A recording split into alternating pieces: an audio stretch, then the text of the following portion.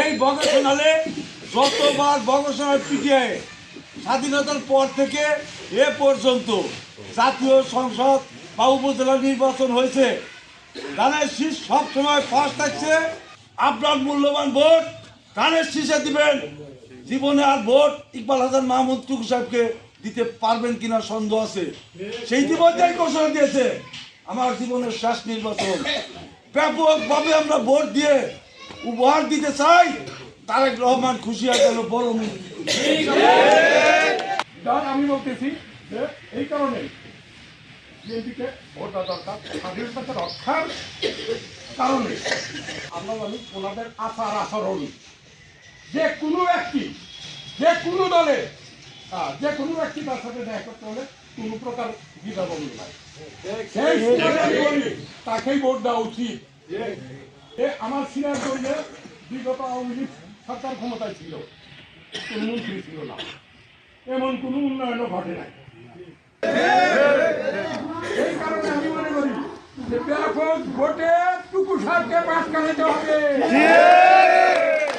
মানুষ কথায় বলে মনে চেনে পাপ, মায়ে চেনে বাপ। প্রত্যেকটা লোক আমরা যারা আছি আমাদের পরিবারের মধ্যে, আমাদের ঘরের মধ্যে এই বিএনপি ছাড়া অন্য দুই একটা ভোট আছে, যার যার আছে সবারই আছে দেখতে পারে। তাদের হাতে ধরে হোক পায়ে ধরে হোক অন্তত সেই ভোটটা যদি আমরা নিতে পারি, তাহলে আমরা এই আমাদের গয়লা ৯ নম্বর ওয়ার্ড থেকে ধানের শীষকে জয়যুক্ত করতে পারবো। আমার মেয়ে, আমার বোন, আমার ভাই, আমার চাষি, এদেরকে কন্ট্রোল করতে না পারি সারা এলাকা কন্ট্রোল করতে পারবো না। তাই আপনাদের সবার কাছে অনুরোধ, আগে ঘর ঠিক করি, আগে ঘর ঠিক করি, তারপরে পরে গেছে যাই। তাদের আমি এই বলে আমার বক্তব্য শেষ করছি। আসসালামু আলাইকুম রাহমাতুল্লাহ।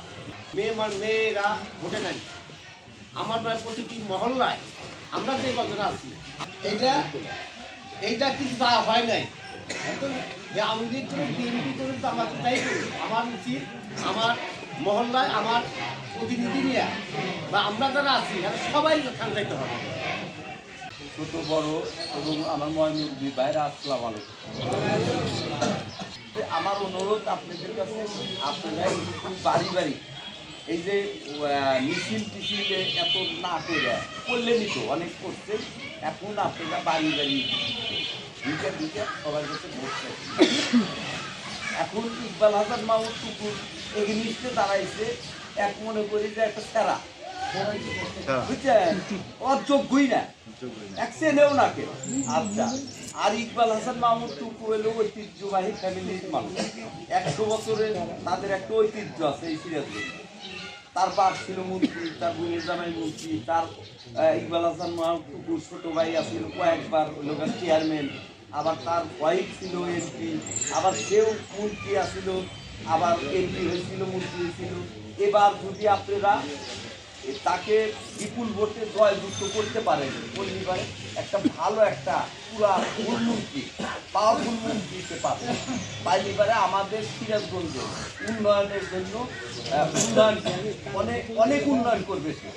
ভোটে তো উঠবো, কিন্তু এই যদি জামাতের হাতে ডিফারেন্স কম থাকে তাহলে ওটা হলো বুঝছেন, বিপুল ভোটে ওটা লাগবে, অনেক ডিফারেন্স থাকা লাগবে।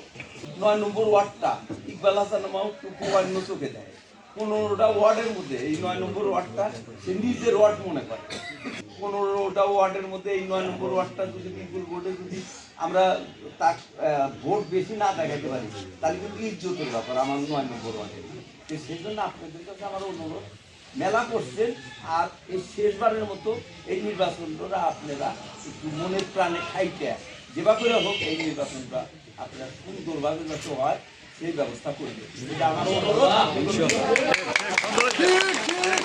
ধানের শীষে ভোটগুলি দেই এবং আত্মীয়-স্বজনদের নিয়ে যদি দেই, তাহলে 2 হাত তুলে আমরা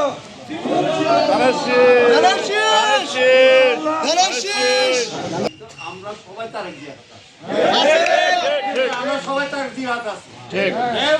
আমি আবারও এই 3 সন্তানের ভালো দিক হওয়ার জন্য, এই 3 সন্তান হলো বাংলাদেশের প্রধানমন্ত্রী হতে পারে, সেই জন্য সবাইকে ধানের শীষে ভোট দিয়ে আজকে করলাম।